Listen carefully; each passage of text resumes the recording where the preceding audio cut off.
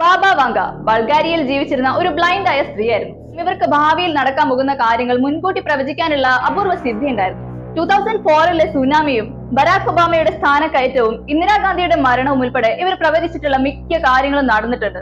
ഇനി ബാബ വാങ്ക പറഞ്ഞ പ്രകാരം 2024 നടക്കാൻ പോകുന്ന ചില ഞെട്ടിക്കുന്ന കാര്യങ്ങൾ നമുക്ക് നോക്കിയാലോ. ആദ്യത്തേത്, 2024 റഷ്യൻ പ്രസിഡന്റ് വ്ളാഡിമിർ പുടിൻ വധിക്കപ്പെടും. ഒരു സാധാരണ പൗരന്റെ കൈകൊണ്ടായിരിക്കും മരണം. ക്വാണ്ടം കമ്പ്യൂട്ടിംഗ് രംഗത്ത് അത്ഭുതകരമായ വളർച്ച ഉണ്ടാകും. അതോടൊപ്പം തന്നെ ലോകം പല ഭീകരമായ സൈബർ ആക്രമണങ്ങൾക്കും വിധേയമാകും. യൂറോപ്യൻ രാജ്യങ്ങളിൽ ടെററിസ്റ്റ് അറ്റാക്സ് വർദ്ധിക്കും.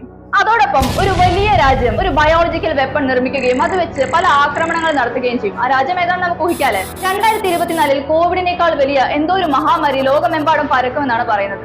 ഇനി സന്തോഷിക്കാനുള്ള ഒരു കാര്യം പറയാം.